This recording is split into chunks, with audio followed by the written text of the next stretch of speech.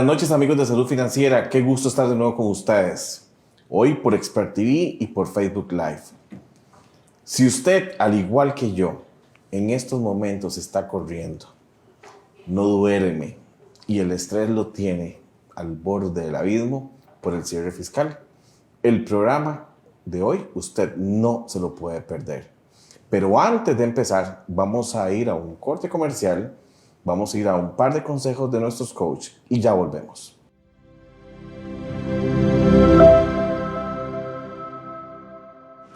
Hola, ¿qué tal? Te saluda Ángela Acero, especialista en desarrollo personal, y el día de hoy vamos a hablar de 3 palabritas que hemos escuchado mucho durante el 2020 y el 2021. Renovación, transformación, reinventarnos. Renovación significa ir más allá de la forma.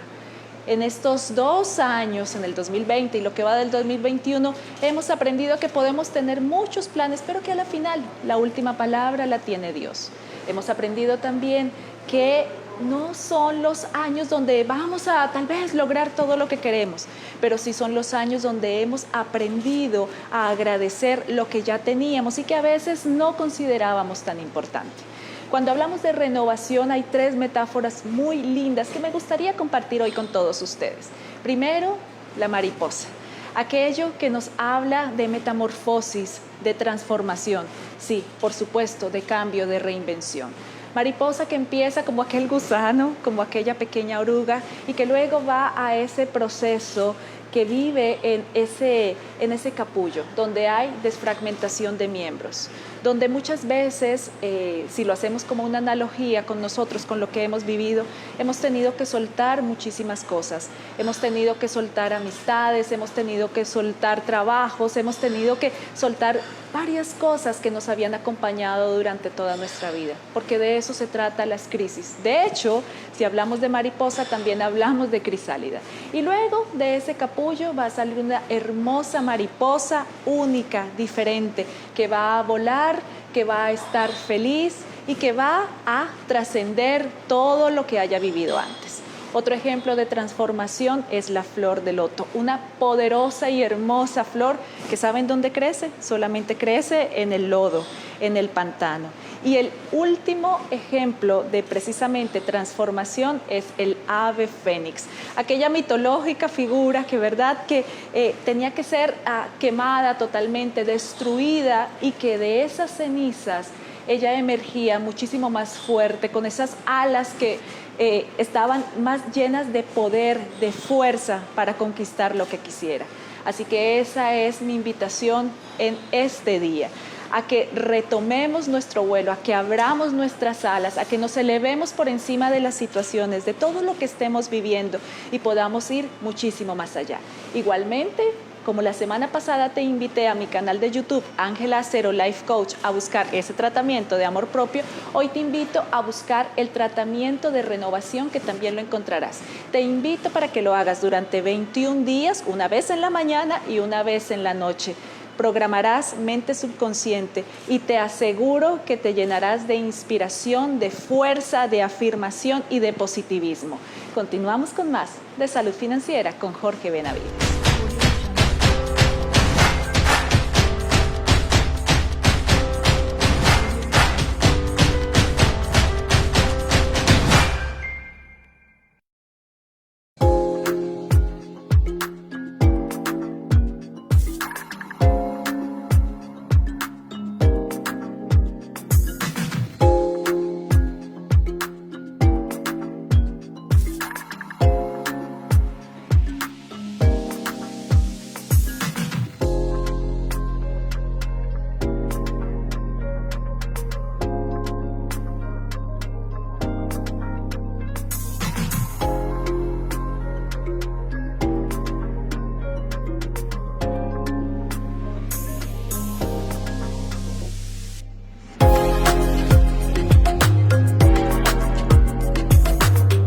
Y volvemos a Salud Financiera. Y como le dije, si usted está como loco con el cierre fiscal, tome nota, grabe este programa, guárdelo en los favoritos de Facebook, haga algo, pero no se lo puede perder, porque hoy traje a Iliana Navarrete, que es asesora fiscal y que ella me va a decir qué debo de hacer y qué no debo de hacer en este cierre fiscal. Iliana, qué gusto que estés conmigo el día de hoy. Muchas gracias, Jorge. Buenas noches a todos los que nos acompañan el día de hoy en este programa. Y dijiste algo sumamente importante. A esta hora todavía está a tiempo, no se quede sin hacer nada. Así que, a pesar de que falta una semana para que lleguemos a la fecha culmen del proceso de cierre fiscal, pues una semana es una semana. Entonces hay que aprovechar todavía este tiempo que nos quedan para tratar de hacer las cosas bien y por lo menos presentar la declaración del impuesto sobre la renta el próximo 15 de marzo. Iliana, ha sido un año totalmente atípico, es un cierre fiscal que es de 15 meses, ¿verdad? Ya con una factura electrónica ya totalmente posicionada en el mercado, ya todo lo vamos a, o todo lo compramos mediante una factura electrónica, con muchas variaciones de Hacienda también, van y vienen comunicados. ¿Y qué es lo primero que debo de tomar en cuenta a la hora de hacer mi cierre fiscal?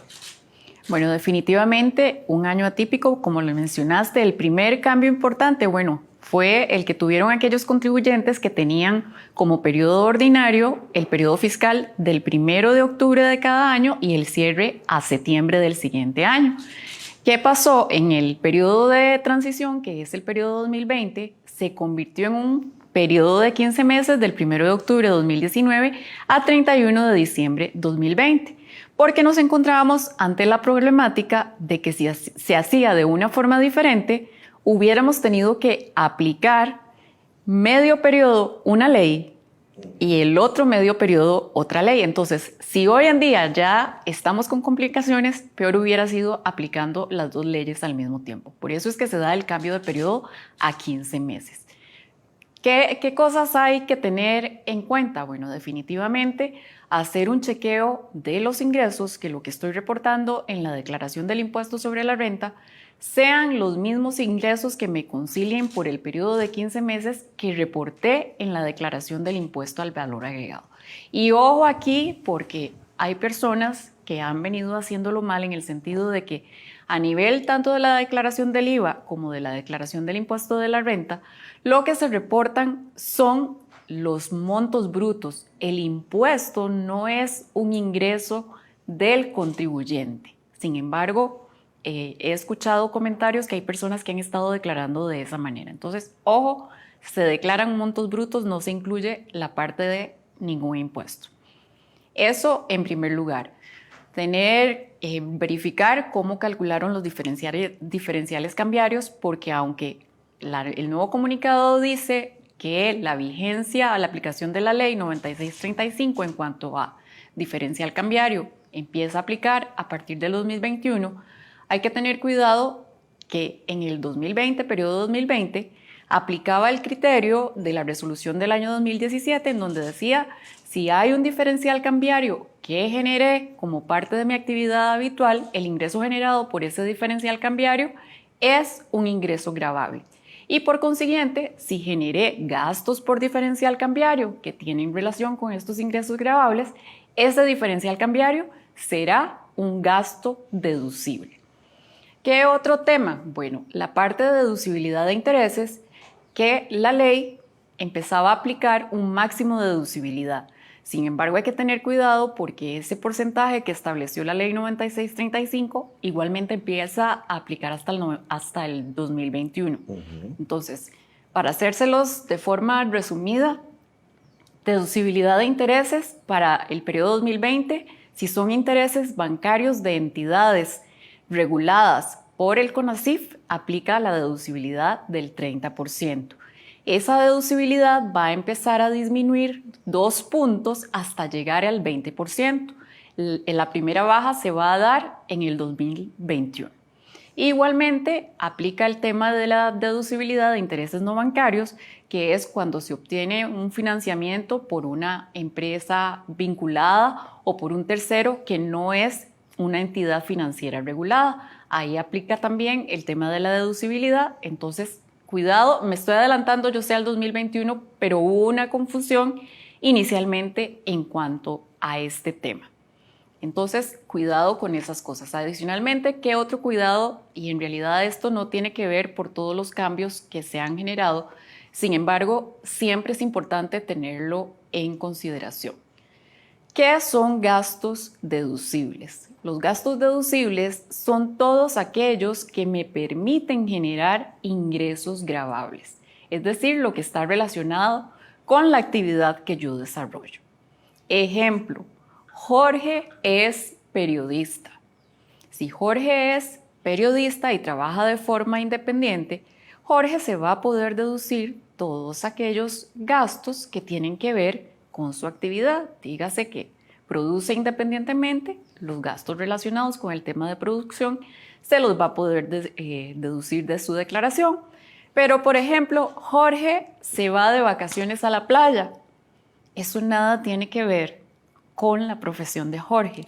Él se fue de paseo, entonces eso es un gasto personal. Eso no me forma parte de mi contabilidad fiscal y no puede registrarse como tal.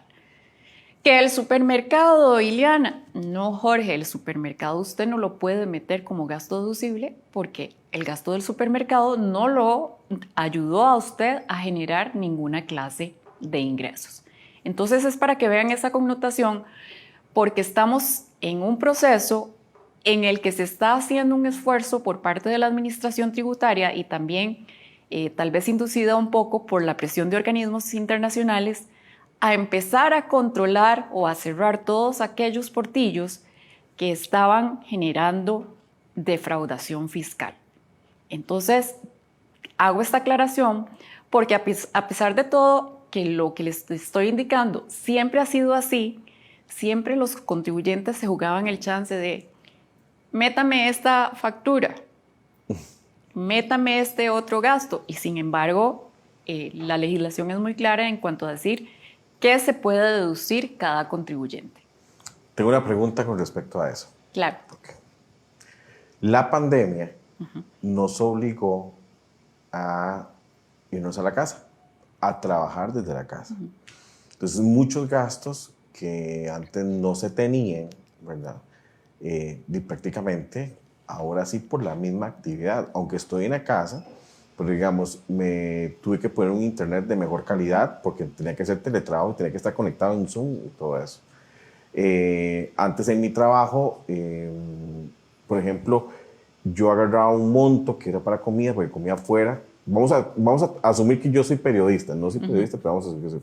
Entonces yo tenía que desplazarme y yo tenía, y por supuesto, entre una entrevista y otra pasaba y tenía que almorzar o tenía que hacer una merienda, etcétera, etcétera.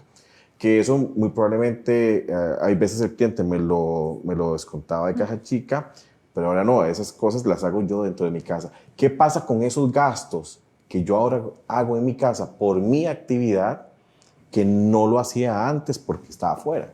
Entonces, ¿son deducibles de impuesto? Por ejemplo, vamos al caso, y que es sumamente importante, y qué bueno que trajiste esa pregunta porque muchas personas están, la mayoría, bajo esa situación. El tema del Internet.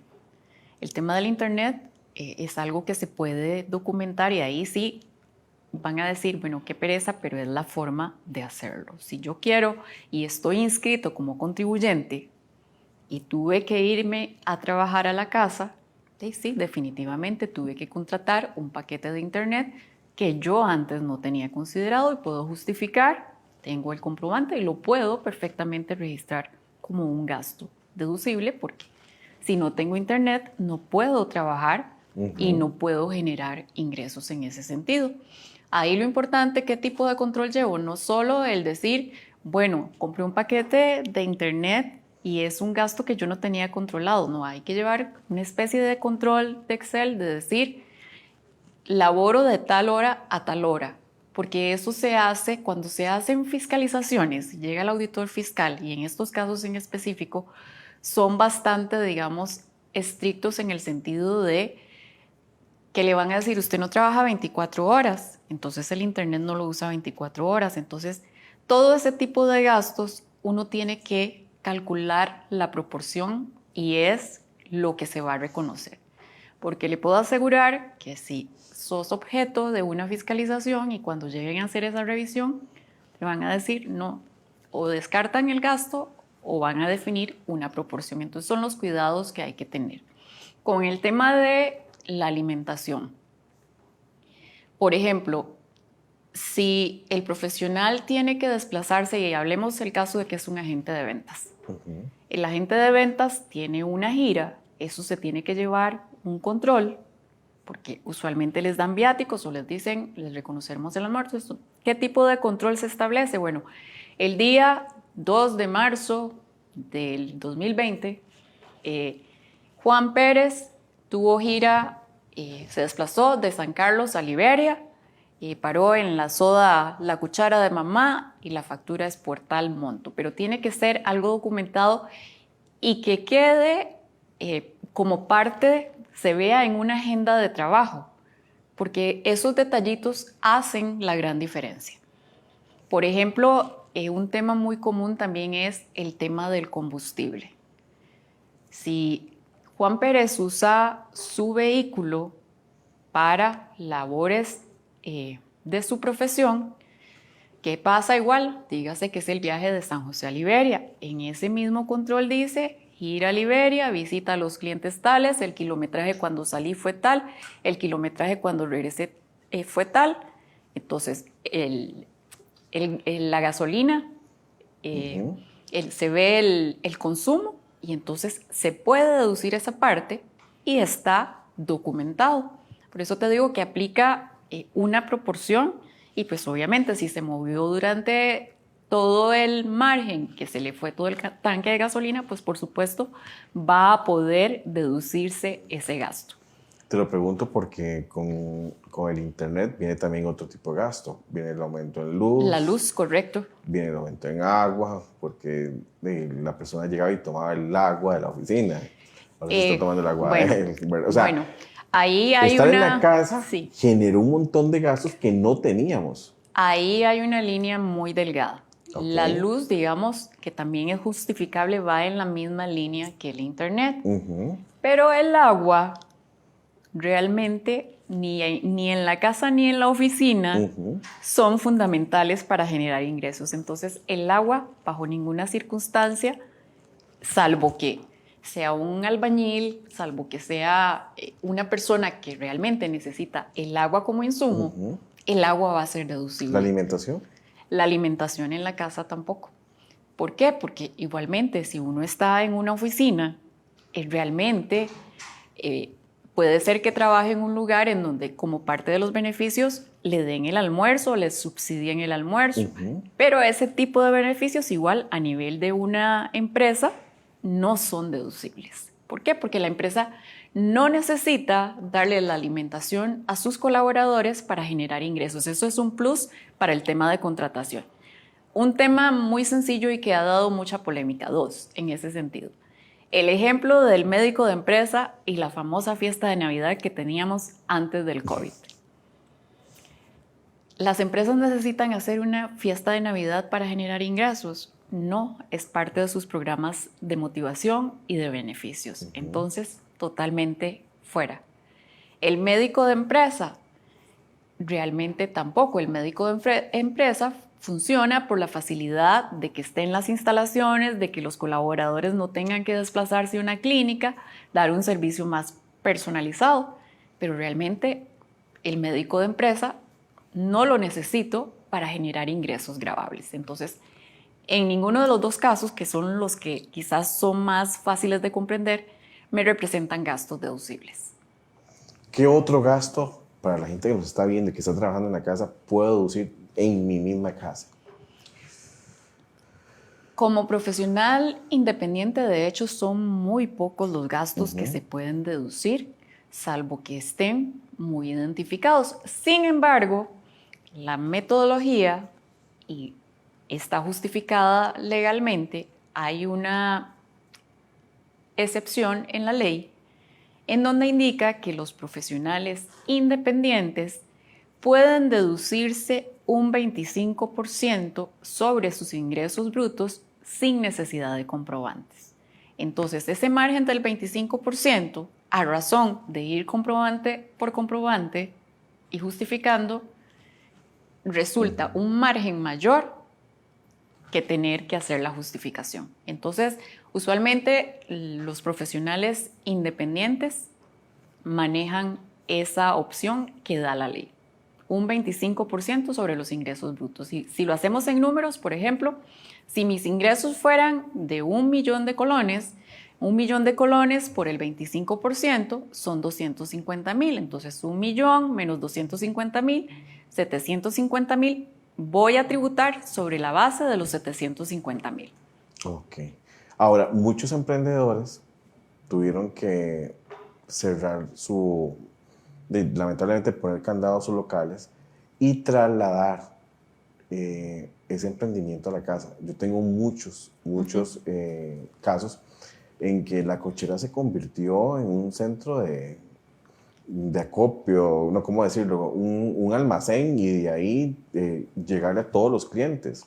Inclusive mucha gente hace restaurantes o sodas y las tuvieron que poner en su casa.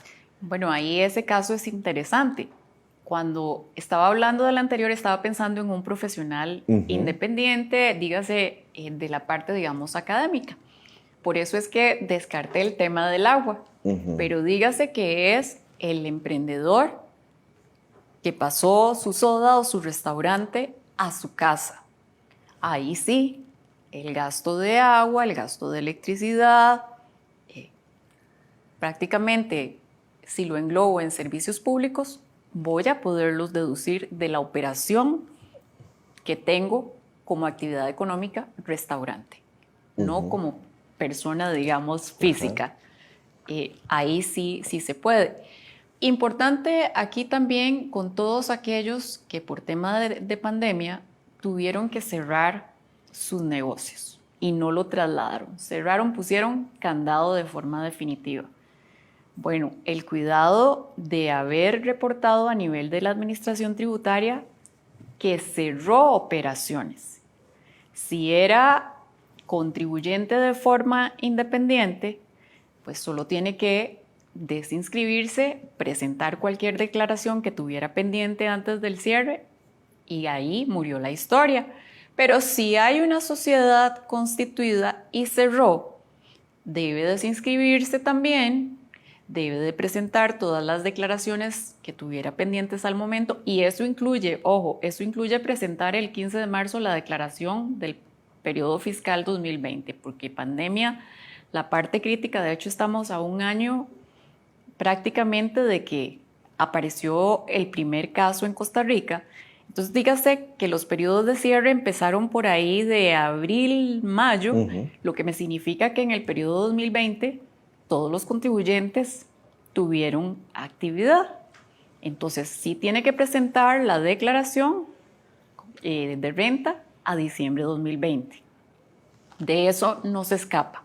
Pero sí importante que se desinscriba, porque ¿qué sucede? Igual si no se desinscribe, pues va a seguir generando obligaciones tributarias y cuando se dé cuenta va a tener una cantidad de sanciones que por no seguir el debido procedimiento se le van generando. Me regreso al tema de fue una sociedad la que dejó de operar. Igualmente tiene que hacer el proceso de desinscripción, tiene que presentar declaración si no lo ha hecho y adicionalmente debe de disolver la sociedad en el registro nacional. ¿Y esto por qué? Porque recordemos que también parte de todos los cambios es el tema de las sociedades inactivas. Entonces, una sociedad inactiva, la definición es una empresa constituida legalmente, independientemente de si tiene o no actividad. Si yo tengo una sociedad en este momento inscrita en el registro nacional, aunque no realice actividad, es una sociedad inactiva. Entonces, ¿qué va a pasar con el que cerró por tema de COVID y no disolvió la sociedad? Automáticamente, por oficio, la van a inscribir por sociedades inactivas. ¿Y qué significa eso? Que va a detonar una obligación tributaria. Entonces, es el cuidado que hay que tener ahora porque, como indicaba anteriormente, se están cerrando todos los portillos por un tema de control. Ahora, con sociedades inactivas, ya que tocas el caso, porque hay creo que la pregunta más frecuente de diciembre para acá, ¿cuándo empieza a regir y cuáles son las obligaciones que van a tener las sociedades inactivas? Ok, importantísimo. Todas con la última resolución que salió hace 3, 4 semanas atrás, se dijo, ok, con sociedades inactivas, a pesar de que tenían la obligación de presentar la declaración 15 de marzo, pero con todas las interpretaciones, con el sistema de la administración tributaria saturado y con problemas técnicos, salió una resolución que indicaba que solo las sociedades inactivas que tuvieron movimientos durante el periodo 2020 van a declarar ahora el 15 de marzo.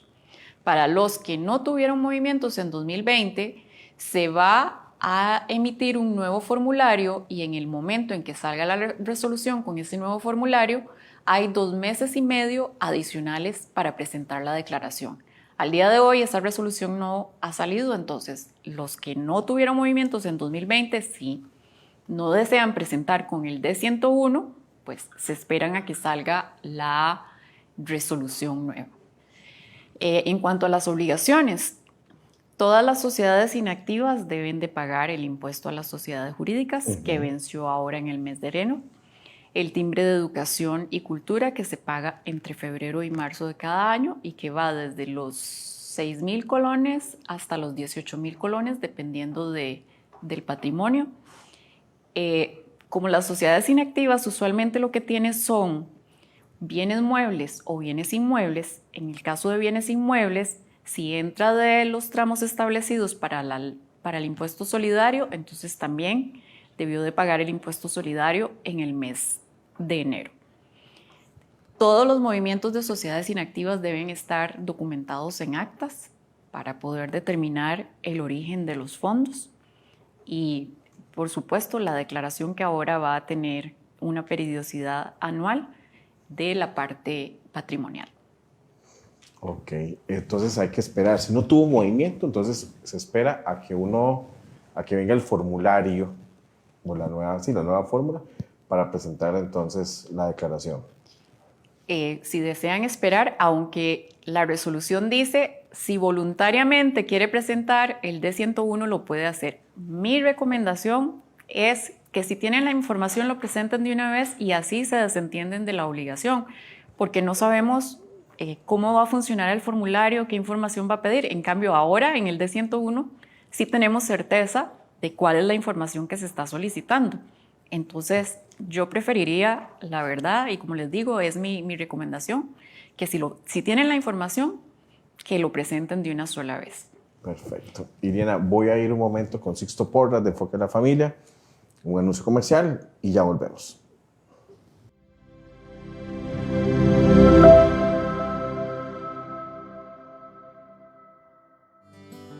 La autocrítica y la descalificación pueden paralizar a cualquiera.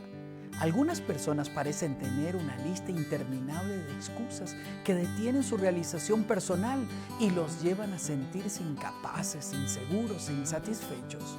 Nuestro paso por la tierra fue planeado para vivirlo a plenitud y sin excusas. Debemos concentrarnos en reconocer y valorar nuestros dones y habilidades, aceptar nuestras limitaciones y desarrollar nuestras fortalezas. Asuma la responsabilidad de sus actos y no responsabilice a otros por lo que ocurre. Si fracasó, inténtelo de nuevo y decida darse una nueva oportunidad. Elija ser bueno en lo que hace. Hable siempre bien de usted mismo y de los demás. Aproveche al máximo las oportunidades que se le presentan y enamórese de la vida. Le habla Sixto Porras de Enfoque a la Familia.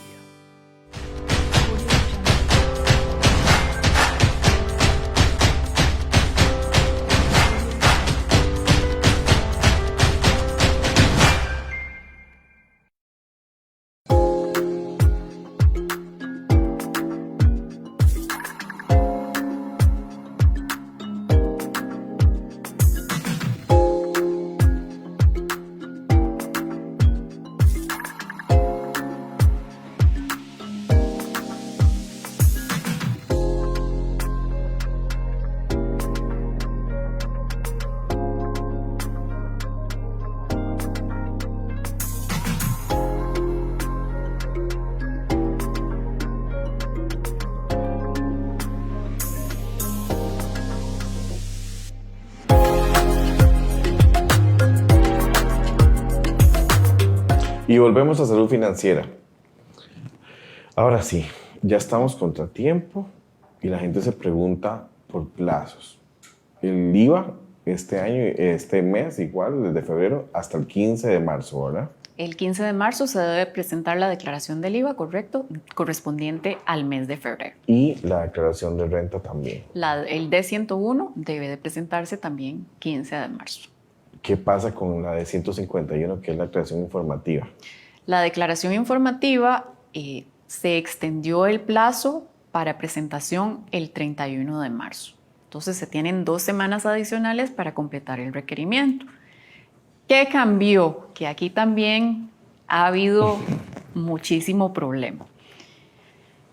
Con factura electrónica, en realidad, la mayor parte de transacciones ya están cubiertas y la administración tributaria tiene la información disponible. Entonces, por eso dijo, todo lo que pase por factura electrónica, y no hablemos más bien de factura electrónica, porque factura electrónica es uno de los comprobantes electrónicos. Hablemos de sistema electrónico. El sistema electrónico tiene 3 tipos de comprobantes: la factura electrónica, el comprobante de compra y el tiquete electrónico.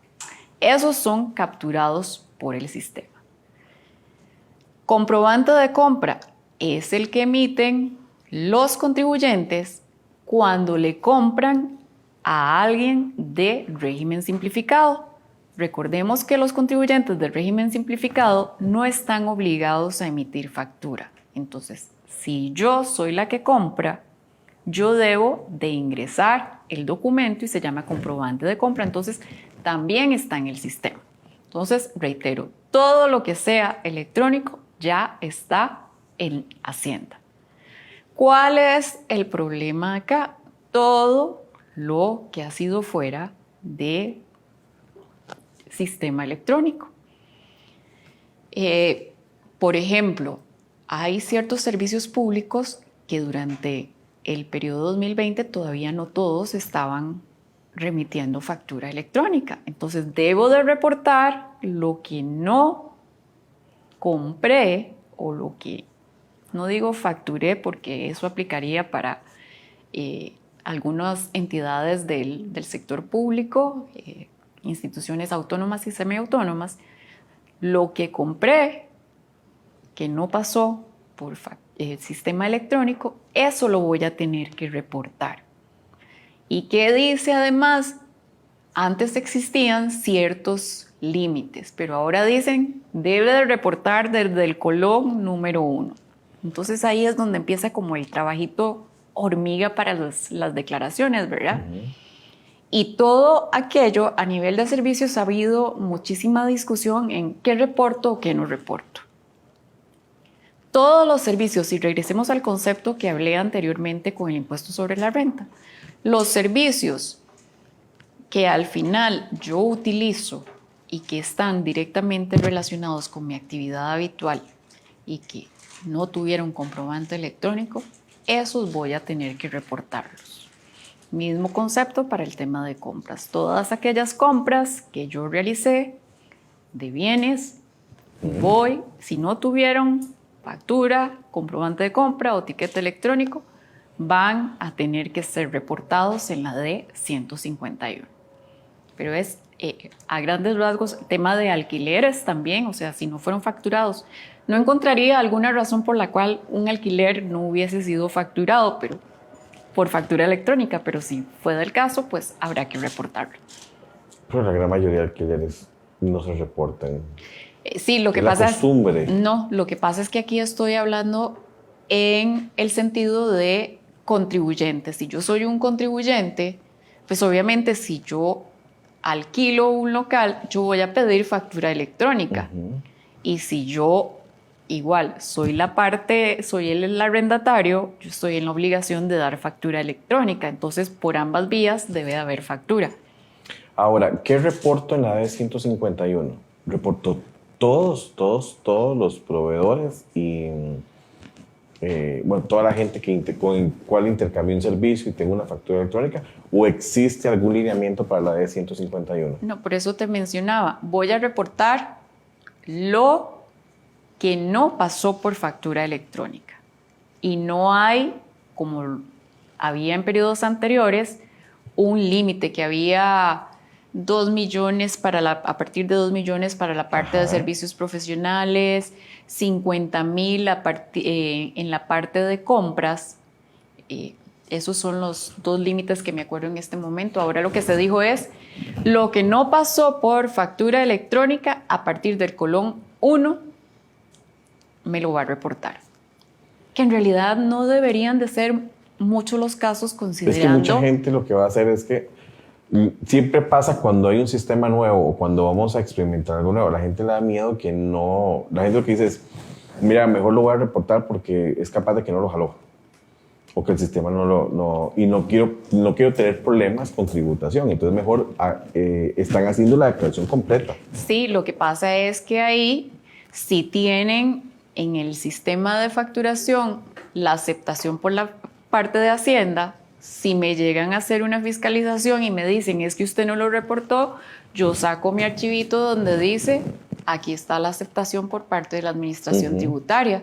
Porque realmente reportar todo ahorita sí es un trabajo bastante tedioso y se está invirtiendo recursos en algo que realmente pasó por el sistema de Hacienda. Siempre y cuando yo tenga la aceptación, eso no debería estar sucediendo. Yo sé que siempre existe ese temor y nadie quiere pagar una sanción, pero les aclaro en ese sentido, si la factura está con el estatus de aceptado, esto no tiene por qué suceder. ¿Qué pasa con las tiendas, por ejemplo?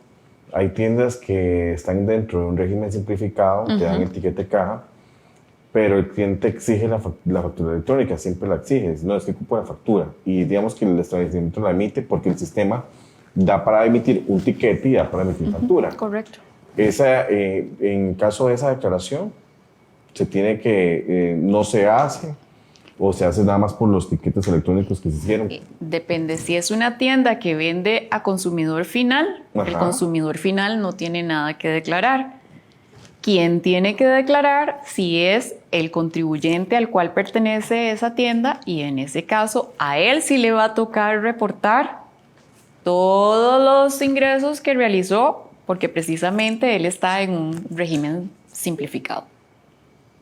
Y sí va a tener que reportarlo porque su condición le permite no emitir factura electrónica. Ahora, para la gente que nos está viendo, entonces, no, digamos que la persona que tiene base la de 101, todo lo pasó por factura electrónica, absolutamente todo, no tiene que presentarla o la presenta, o porque es capaz, la gente puede estar preguntándome en la casa, y si no la presento, me puede generar una multa, aunque sea en blanco. Les voy a dar, no mi perspectiva como profesional, sino personal, mi caso.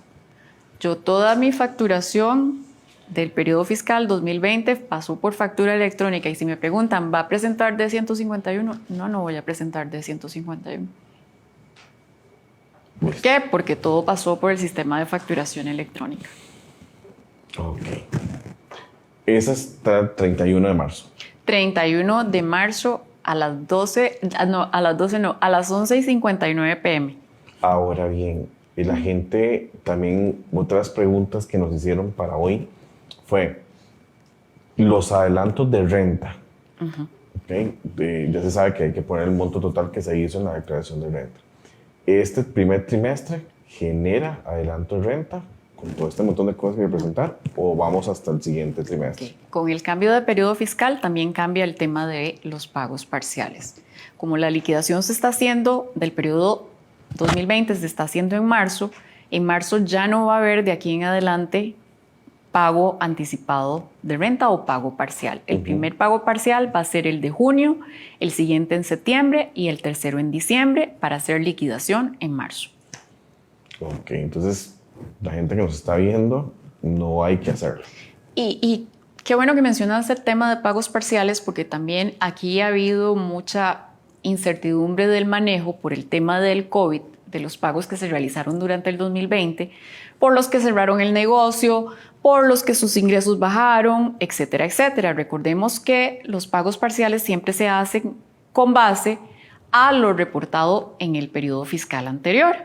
Y como no sabíamos que COVID nos iba a venir a visitar, pues todos fueron calculados con el cierre fiscal 2019. Entonces tuvieron que pagar en marzo, el de junio se suspendió, quedó el de septiembre y el de diciembre. Pero hubo personas que cuando ya están liquidando ahora en marzo dicen, pero bueno, pagué más de lo que me dice ya la declaración del periodo 2020. ¿Qué hago? Bueno, le queda un saldo a favor. Ese saldo a favor lo puede bien esperar la próxima declaración de renta y lo aplica ahí. O bien puede utilizarlo como saldo a favor en otras declaraciones. Y tercera alternativa, si fue que cerró definitivamente, pues puede hacer un proceso de reclamo a la administración tributaria. Pero ese proceso es bastante largo. Puede tardar como 4 o 6 meses por ahí. No es inmediato. No es inmediato. Ningún proceso de devolución es inmediato. Ok. Vamos con el tema para ir cerrando el programa. En mis gastos ya me dijiste claro que puedo bajar. Ya eso nos quedó bastante claro. La gente también nos preguntó por dividendos, ¿verdad? ¿Qué pasa con los dividendos y qué pasa con los intereses? Cuando yo vendo, por ejemplo, un negocio y no me lo pagaron inmediatamente, sino que se firmó en el pacto, ¿verdad?, que me iban a pagar intereses durante el periodo en que va a durar esa deuda. Okay. ¿Qué hago con eso? ¿Qué es lo que sucede? Que básicamente yo lo que estoy haciendo es una operación de financiamiento. Y como no es una entidad regulada y todo lo demás, básicamente estoy recibiendo intereses como prestamista, dígase. Entonces, ¿qué tengo que hacer? Esos intereses, de acuerdo a las definiciones de la ley, son una renta de capital mobiliario. Las rentas de capital mobiliario se reportan en un formulario que se llama D-149, que es precisamente rentas de capital mobiliario. Este formulario o esta declaración se presenta los 15 de cada mes y lo que le aplica es un 15% de impuestos. No tiene derecho a deducción alguna. Estoy hablando específicamente de intereses porque hay otros tipos de rentas de capital mobiliario, pero ahorita lo hago con el enfoque de la pregunta que me indicaste. Entonces es D-149, es una declaración con periodicidad mensual cada 15 de mes. ¿Qué pasa con la parte de dividendos? Dividendos, quien tiene la obligación de presentar la declaración es la entidad que está pagando el dividendo. Si la empresa A le paga un dividendo a Jorge, la empresa A tiene que hacer una retención del 15%.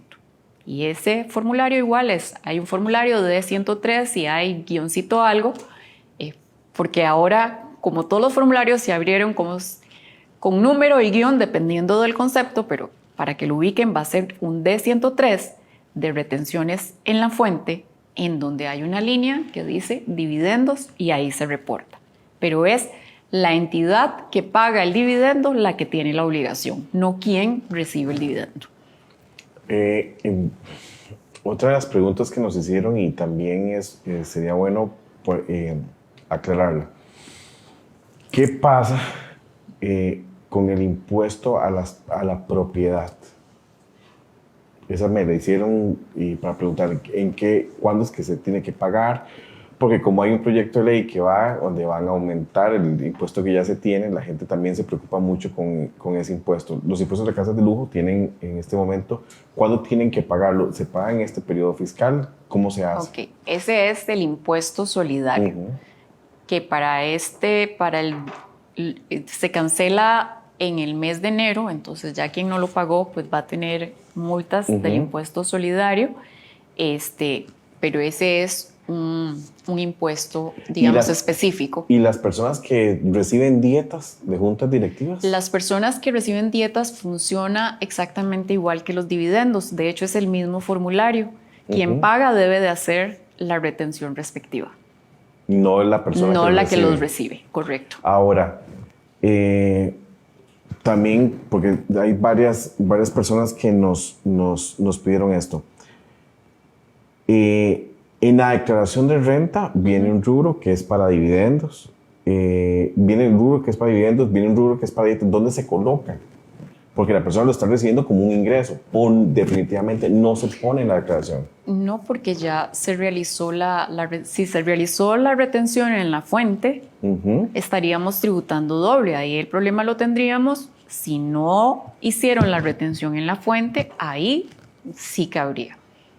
Ahora, ¿qué pasa con las personas que en este momento, por pandemia, estuvieron cerradas durante 6 o 8 meses?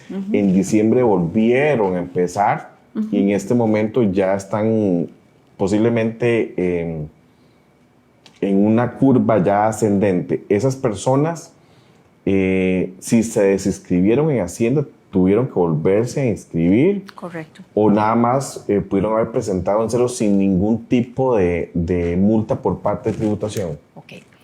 Si dejaron de desarrollar su actividad económica temporalmente y no hicieron nada ante la administración, dígase que no se desinscribieron, debieron de venir presentando las declaraciones, aunque sea en cero.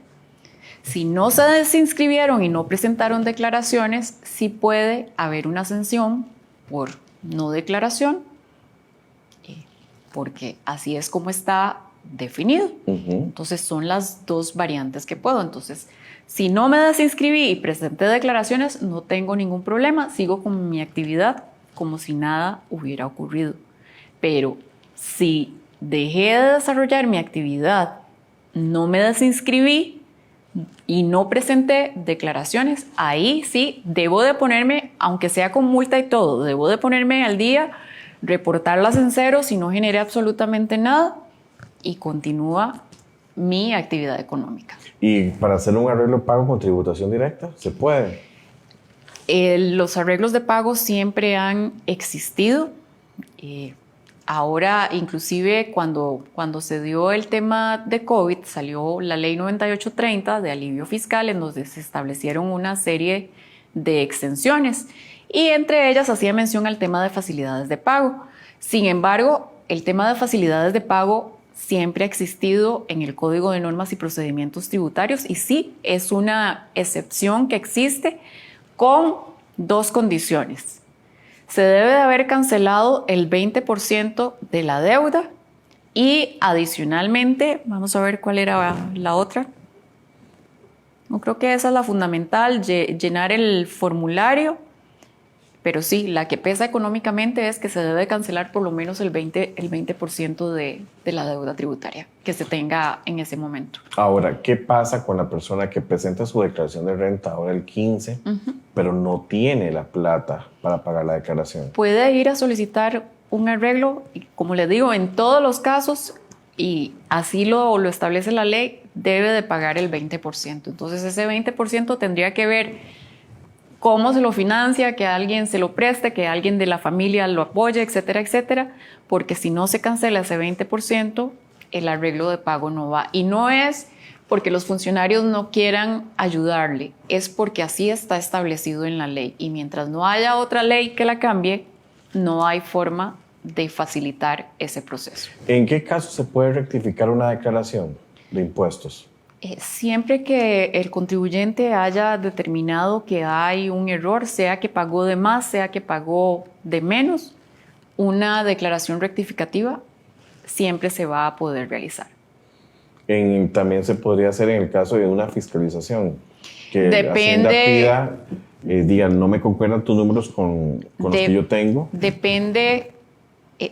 La fiscalización es un proceso muy formal y regulado. Depende del momento en el que se encuentre la fiscalización, se va a poder hacer la declaración rectificativa o no.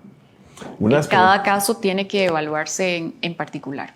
Para los trabajadores independientes, dentro de la declaración de renta hay un rubro que es por familiares. Creo que, si no me equivoco, no me responde. ¿Eso qué porcentaje o bajo qué normas se puede aplicar? Son créditos fiscales y aplica tanto para los trabajadores asalariados como para el profesional independiente. Son montos ínfimos, pero en los dos de los casos lo que sucede es que el asalariado, digamos, para el asalariado es transparente porque su patrono, cuando hace el cálculo de la renta a la hora de generar la planilla, pues ahí le va aplicando el crédito fiscal si ha reportado que tiene hijos o tiene cónyuge. En el caso de los asalariados, pues lo va a hacer cuando presente la declaración de la renta y son 1.370 por cada hijo y como 2.370 por el cónyuge, esos montos por mes. Básicamente eso es lo que va a poder aplicar como crédito fiscal. Amigos de Salud Financiera, voy a ir con un coach y ya regreso.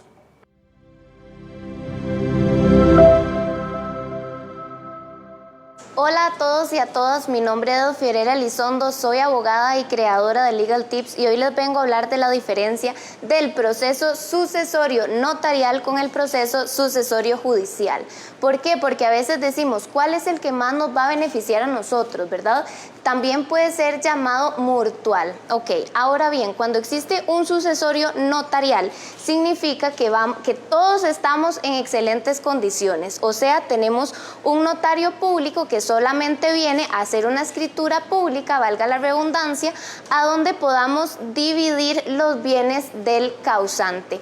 Puede ser tanto por un tema testamentario o ab intestato. ¿Y qué es ab intestato? Bueno, todos los herederos legítimos que tengamos el derecho de heredar. Y también tenemos la vía judicial, que es un proceso aún más largo donde un juez va a tomar la decisión de cómo se van a dividir el patrimonio del causante. Me preguntarán a mí cuál es el más beneficioso. Bueno, económicamente hablando, los dos tienen exactamente el mismo valor. La diferencia es que en un sucesorio notarial no existen ni menores de edad, ni incapaces, ni ningún tipo de conflicto. Entonces, si tenemos conflicto, bueno, entonces vamos a tener que ir a la vía judicial y si estamos todos los herederos en concordancia y en acuerdo, mi recomendación es hacerlo en vía notarial, rápido y efectivo. Les recuerdo que me pueden seguir en redes sociales, en Facebook y en Instagram como Legal Tips Costa Rica. Nos vemos.